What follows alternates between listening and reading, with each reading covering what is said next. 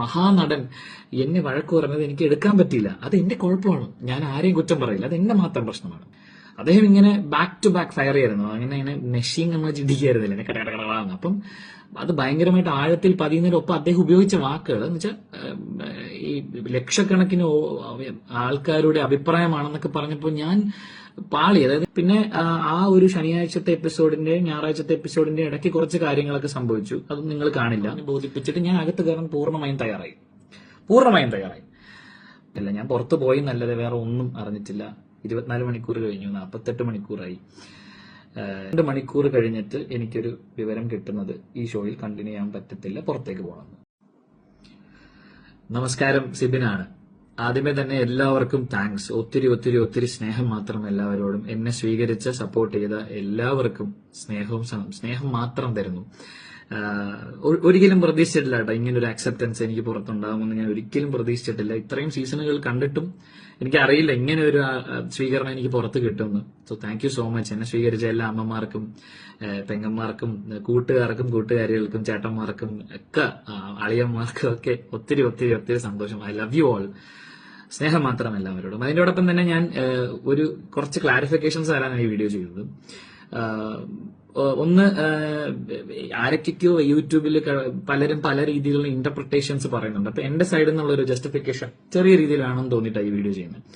ഒന്ന്, ഞാൻ ഏറ്റവും കൂടുതൽ ആരാധിക്കുന്ന, ഞാൻ ദൈവത്തെ പോലെ തന്നെ കാണുന്ന ഒരു മനുഷ്യൻ. നിങ്ങൾ എൻട്രി എപ്പിസോഡ് ശ്രദ്ധിച്ചാൽ മനസ്സിലാവും. ഞാൻ മോഹൻലാലിനെ കണ്ടപ്പോൾ, അദ്ദേഹത്തെ ആ ഒരു മഹാനടനെ, ആ ഒരു അതുല്യ പ്രതിഭയെ കണ്ടപ്പോൾ ഞാൻ ഭയങ്കര ദൈവത്തെ കണ്ട ഫീലായിരുന്നു എനിക്ക്. അങ്ങനെ ഞാൻ ആദ്യമേ തിയേറ്ററിൽ പോയി കാണുന്നത് ലാലേട്ടന്റെ സിനിമയാണ്, ഹരികൃഷ്ണൻസ്. തിയേറ്ററിൽ പോയി കാണുന്ന പടം. അപ്പം അന്ന് മനസ്സിൽ കയറ്റിയ ആ മോഹൻലാൽ എന്ന് പറഞ്ഞ മഹാനടൻ എന്നെ വഴക്ക് പറഞ്ഞത് എനിക്ക് എടുക്കാൻ പറ്റിയില്ല. അത് എന്റെ കുഴപ്പമാണ്. ഞാൻ ആരെയും കുറ്റം പറയില്ല. അത് എന്റെ മാത്രം പ്രശ്നമാണ്. അദ്ദേഹം ഇങ്ങനെ ബാക്ക് ടു ബാക്ക് ഫയർ ചെയ്യായിരുന്നു. അങ്ങനെ മെഷീൻ നമ്മൾ ചിന്തിക്കായിരുന്നില്ല, എന്നെ കടകടകളാണ്. അപ്പം അത് ഭയങ്കരമായിട്ട് ആഴത്തിൽ പതിയുന്നതിനൊപ്പം അദ്ദേഹം ഉപയോഗിച്ച വാക്കുകൾ എന്ന് വെച്ചാൽ ഈ ലക്ഷക്കണക്കിന് ആൾക്കാരുടെ അഭിപ്രായമാണെന്നൊക്കെ പറഞ്ഞപ്പോൾ ഞാൻ പാളി. അതായത് ഞാനൊരു എന്റർടൈനറാണ്, ആൾക്കാരെ രസിപ്പിക്കുന്ന ഒരാളാണ് ഞാൻ. അത് ആ രസം അവരിലേക്ക് എത്തുന്നില്ലേ? അവർക്കൊക്കെ എന്നെ ഒരു അപഹാസ്യമായ കഥാപാത്രമായിട്ടാണോ തോന്നുന്നത്? അപഹാസ്യൻ ആയ ഒരു കഥാപാത്രമായിട്ടാണ്. എന്റെ ഫൺ പരിപാടികൾ വർക്കാവുന്നില്ലേ? ഞാൻ ചെയ്ത തമാശകളൊന്നും അവരിലേക്ക് എത്തുന്നില്ലേ?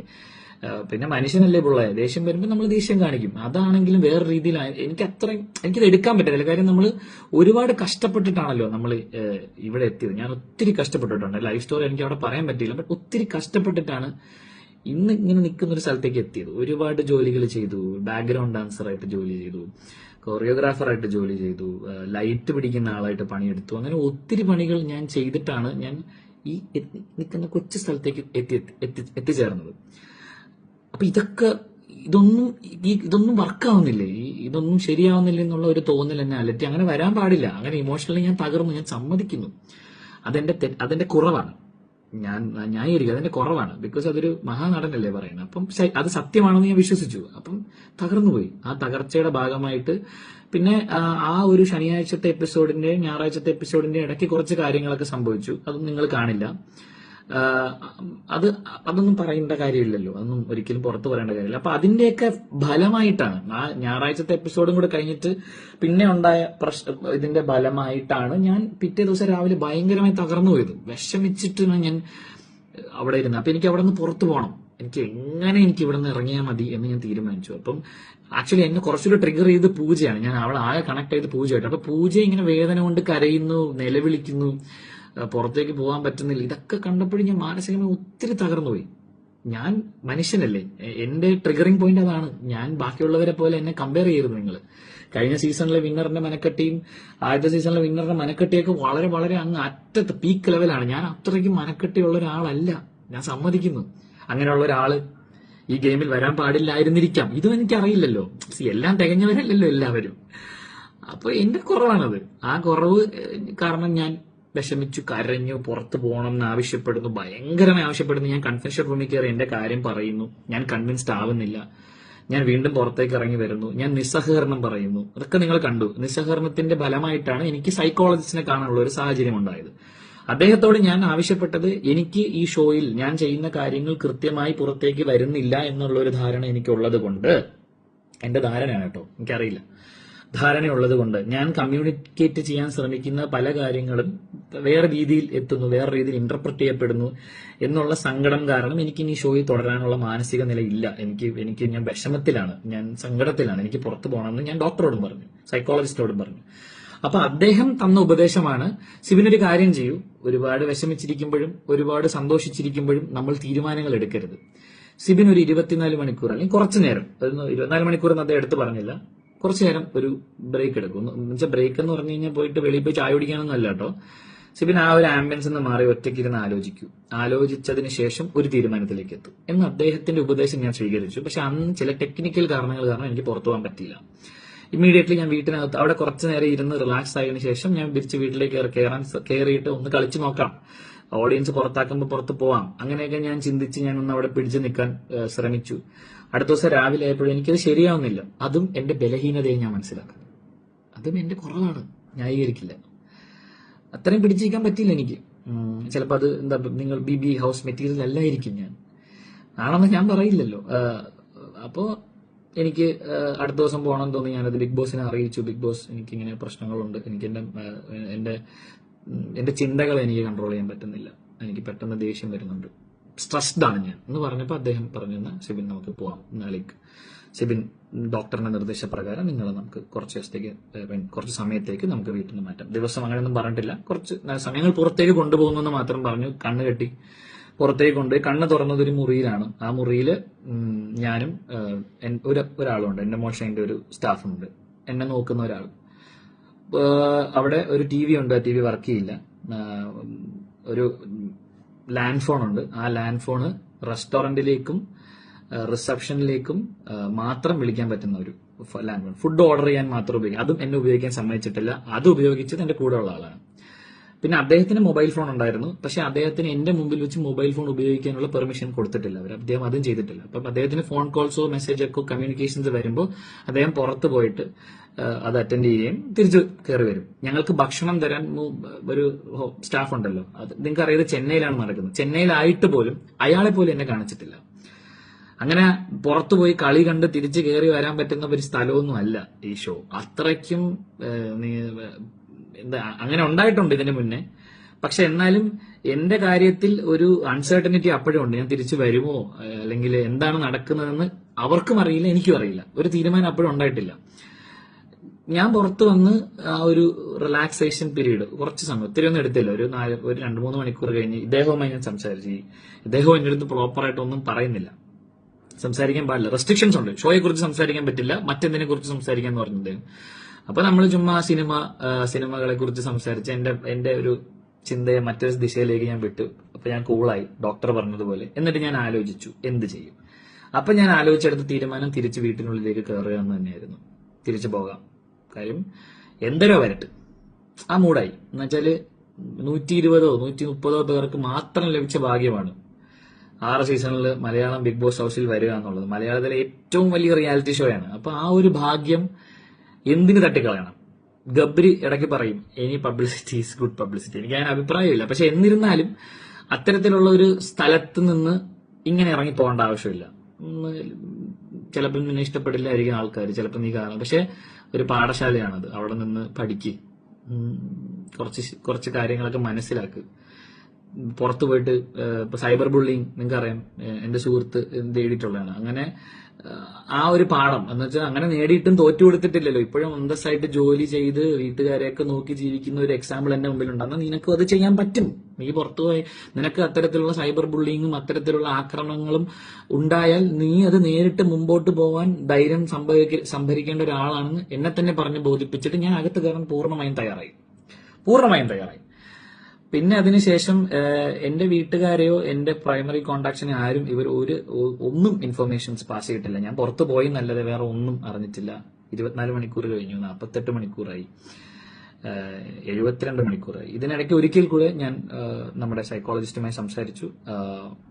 കുറച്ച് കാര്യങ്ങളൊക്കെ ഉണ്ടായി, അതൊക്കെ വളരെ സ്ട്രിക്ട് കോൺഫിഡൻഷ്യൽ കാര്യങ്ങളാണ്, എനിക്ക് പുറത്ത് പറയാൻ പാടില്ല എന്നുണ്ട്. പക്ഷേ എങ്കിലും ആവശ്യമെങ്കിൽ പുറത്ത് പറയും, ആവശ്യമെങ്കിൽ മാത്രം കേട്ടോ. എനിക്ക് ഇത് എവിടേക്കാണ് ചെന്ന് കയറുന്നതെന്ന് എനിക്ക് അറിയില്ല. ഇത് ഏത് വഴിക്ക് പോകുന്നു, ഏതൊക്കെ PR ടീം എന്തൊക്കെ കാണിക്കുന്നു, ഇതൊരു ഒന്നും എനിക്കറിയില്ല. എനിക്കെതിരെ ആരൊക്കെയാണ് പ്രവർത്തിക്കുന്നതെന്നോ ഒന്നും അറിയില്ല. അപ്പൊ ആ പ്രവർത്തനങ്ങൾ ഏത് ദിശയിലാണ് പോകുന്നത് എന്ന് ആലോചിച്ച് മനസ്സിലാക്കിയതിനു ശേഷം ഞാൻ പിന്നെ ഉണ്ടായ കാര്യങ്ങൾ പറയാം. ആ 24 മണിക്കൂർ തുടങ്ങി, അല്ലെങ്കിൽ ഞാൻ ആ മുറിയിലെത്തിയ ഒരു 5-ാമത്തെ മണിക്കൂർ തുടങ്ങി 80 മണിക്കൂർ വരെ എനിക്ക് എന്ത് സംഭവിച്ചു എന്നുള്ളത്, എന്തൊക്കെ അവിടെ നടന്നു എന്നുള്ളത് ഞാൻ പറയേണ്ടതാണെങ്കിൽ. ഇപ്പൊ കോൺഫിഡൻഷ്യലാണ്, എനിക്ക് പറയാൻ പാടില്ല. അതിനുശേഷം എന്നെ ഇവരെ അറിയിക്കുന്നു എനിക്ക് ഷോയിൽ തുടരാൻ പറ്റില്ല. അതായത് ഡോക്ടർ പറഞ്ഞു, ഞാൻ വളരെ ചില്ലായിട്ടാണ് ഡോക്ടറിനോട് സംസാരിച്ചത് കേട്ടോ. ഈസ് വളരെ കൂളായിട്ട് ഞാൻ അദ്ദേഹത്തെ എന്റെ അടുത്ത പരിപാടികൾ എന്താണെന്ന് ഞാൻ പറഞ്ഞു മനസ്സിലായി. ഞാൻ ജിൻഡോയുടെ കൂടെ പോയി ഞാൻ വർക്കൗട്ട് ചെയ്യാൻ പോവാണ്. പിന്നെ ഋഷിയുടെ കൂടെ ചേർന്ന് ഞാൻ ഡാൻസ് കളിക്കും, ഡാൻസ് പ്രാക്ടീസ് ചെയ്യും.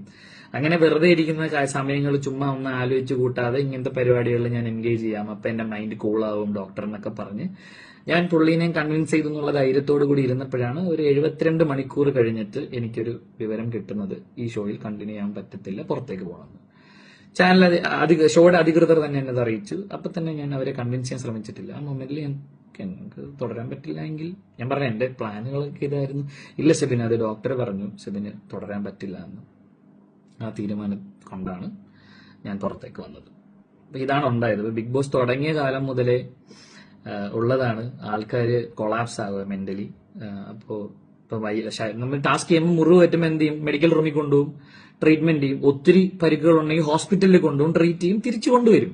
1-2 ഇപ്പം റഷ്മിൻ 3 ദിവസം ആശുപത്രിയിൽ അഡ്മിറ്റ് ആയിട്ടല്ലേ തിരിച്ചു വന്നത്. റഷ്മിൻ കളി പഠിച്ചിട്ടാണോ അത് കയറിയത്? TV കാണാൻ അങ്ങനെയൊന്നും പറ്റില്ലെന്നേ. അങ്ങനെയാണെങ്കിൽ എല്ലാ ദിവസവും എനിക്ക് എനിക്കൊന്ന് പുറത്തെ കാര്യങ്ങൾ അറിയണമെന്ന് പറഞ്ഞിട്ട് ഞാൻ പോയി തലകറങ്ങി വീണിട്ട് പോയി പുറത്തെ കാര്യം അറിഞ്ഞിട്ട് വരാൻ പറ്റില്ല. അങ്ങനൊന്നും പറ്റില്ല. അപ്പം ഞാൻ ന്യായീകരിക്കുന്നില്ല നടന്ന കാര്യങ്ങളൊന്നും. ഞാൻ കരഞ്ഞു, ഞാൻ വിഷമിച്ചു, സങ്കടം വന്നു, പുറത്തു പോകണമെന്ന് ഇമോഷണൽ മോഡിൽ ഞാൻ പറഞ്ഞു. അത് ഡോക്ടർ സൈക്കോളജിസ്റ്റുമായി സംസാരിച്ചതിന്റെ ഒരു കൺവിൻസിങ് പ്രകാരം, അദ്ദേഹം എന്നെ കൺവിൻസ് ചെയ്ത പ്രകാരം ഞാൻ പുറത്തേക്ക് പോയി എന്റെ മൈൻഡിനെ ഒന്ന് കൂളാക്കി ഞാൻ തീരുമാനിച്ച് അകത്ത് കയറണമെന്ന് തീരുമാനിക്കുന്നു. അകത്ത് കയറാൻ റെഡിയാണെന്ന് അറിയിക്കുന്നു. പക്ഷെ കുറച്ച് ദിവസങ്ങൾ, ഒരു 3 ദിവസം കഴിഞ്ഞ് എന്നോട് പറയുന്നു തുടരാൻ പറ്റില്ല, പുറത്തേക്ക് വരണമെന്ന്. ഞാൻ പുറത്തേക്ക് വരുന്നു. അതാണ് ഞാൻ നിങ്ങളോട് എയർപോർട്ടിൽ വെച്ച് പറഞ്ഞത്, ഇറങ്ങി പോകാന്നുള്ളത് എന്റെ തീരുമാനമല്ലായിരുന്നു. ഇതാണ് സത്യാവസ്ഥ. എനിക്കിതായിരുന്നു നിങ്ങൾ അറിയിക്കേണ്ടത്. ബാക്കിയുള്ളവർ എഴുതാപ്പുറങ്ങൾ പാടുന്നുണ്ട്, പിന്നെ എന്നെക്കുറിച്ച് എന്തൊക്കെയോ ആരൊക്കെയോ എവിടെ നിന്നൊക്കെയോ പറയുന്നുണ്ട്. അത് എവിടെ നിന്നാണെന്നും ആരാണെന്നും കൃത്യമായി മനസ്സിലാക്കിയതിന് ശേഷം ഞാൻ പറഞ്ഞല്ലോ, ഇനിയും പറയാൻ ഈ വീക്കെൻഡ് എപ്പിസോഡ്, ശനിയാഴ്ചത്തെ എപ്പിസോഡിൽ നിന്നും ഞായറാഴ്ചത്തെ എപ്പിസോഡിലേക്ക് ഉള്ള യാത്രയിൽ ഉണ്ടായ കാര്യങ്ങളും അതിനുശേഷം ഉണ്ടായ കാര്യങ്ങളും, കൺഫെഷൻ റൂമിലുണ്ടായ കാര്യങ്ങളും, പിന്നെ ഈ ഹോട്ടൽ മുറിയിൽ ഞാനുണ്ടായിരുന്ന ദിവസങ്ങളിൽ നടന്ന കാര്യങ്ങളും കോൺഫിഡൻഷ്യലാണ്. പറയേണ്ടതാണെങ്കിൽ പറയും, എനിക്ക് തോന്നിയാൽ. എനിക്ക് അത് കോൺഫിഡൻഷ്യലാണ്. അതൊരു ഷോയിൽ നമ്മൾ കയറുമ്പോൾ ഷോയോട് കാണിക്കുന്ന, ചാനലിനോട് കാണിക്കുന്ന, അധികൃതരോട് കാണിക്കുന്ന മാന്യതയാണ്, ഗ്രാറ്റിറ്റ്യൂഡാണ്. ഞാൻ 3 വർഷം ഭക്ഷണം കഴിച്ചത് ഏഷ്യാനെറ്റിന്റെ കാശ് കൊണ്ടാണ്. ആ ചാനലിനെ ഞാൻ അവർക്ക് കൊടുത്തൊരു ഉറപ്പുണ്ട്, ഒരു കോൺഫിഡൻഷ്യാലിറ്റി, ഒരു കോൺട്രാക്ട് ഉണ്ട്, ഞാൻ ചെയ്യില്ല. അത് ആരെയും പേടിച്ചിട്ടല്ല കേട്ടോ, ചാനലിനെ പേടിച്ചിട്ടൊന്നുമല്ല. എന്നുവെച്ചാൽ ഇറ്റ്സ് ഗ്രാറ്റിറ്റ്യൂഡ്, നന്ദി, അരി മേടിച്ച് തിന്നതിന്റെ നന്ദി. അപ്പൊ ഇതെനിക്ക് നിങ്ങളെ അറിയിക്കണം തോന്നി. അതിനു വേണ്ടിയിട്ട് ഞാൻ എന്റെ തന്നെ ഇൻസ്റ്റാഗ്രാമിൽ ഞാൻ ഇട്ട വീഡിയോ ആണ്. ഞാനൊരു ചാനലിനും ഇത് കൊടുത്തില്ല, അങ്ങനെ ചെയ്യാൻ പാടില്ല. അതുകൊണ്ട് എനിക്ക് നിങ്ങളോട് സംസാരിക്കണം. നിങ്ങൾ തന്ന സപ്പോർട്ടിനും, ചേട്ടൻ പോകണ്ടായിരുന്നു, സിബിൻ മോൻ ഇറങ്ങണ്ടായിരുന്നു എന്നൊക്കെ എയർപോർട്ടിൽ നിന്ന് എന്നോട് ഒരു പരിപാടി പറഞ്ഞു, ചെന്നൈ എയർപോർട്ട്. എന്തിനാ ഇറങ്ങി വന്നത്, കളിക്കണ്ടായിരുന്നു, ഞങ്ങൾക്ക് കൂടെയില്ലേ എന്ന്. എനിക്ക് വോട്ട് ചെയ്തിട്ട് ആ വോട്ട് പാഴായി പോയി എന്ന് പറഞ്ഞ് എന്നോട് സ്നേഹം കാണിക്കുന്ന ഒത്തിരി പേരുണ്ട്. അവരോടൊക്കെ ഉള്ള എന്റെ മറുപടിയാണിത്. നിങ്ങൾ ആരെയും നിരാശപ്പെടുത്തി മനഃപൂർവ്വം ഇറങ്ങി വന്നതല്ല, സംഭവിച്ചു പോയതാണ്. ഇതൊക്കെയാണ് കാരണങ്ങൾ. അപ്പൊ എല്ലാവരോടും സ്നേഹം മാത്രം. നമ്മൾ ഇനിയും കാണും, എവിടെയെങ്കിലും എന്തെങ്കിലുമൊക്കെ ഞാൻ ചെയ്യും. അപ്പോൾ എപ്പോഴത്തെയും പോലെ entertainment. I love you all. സ്നേഹം മാത്രം.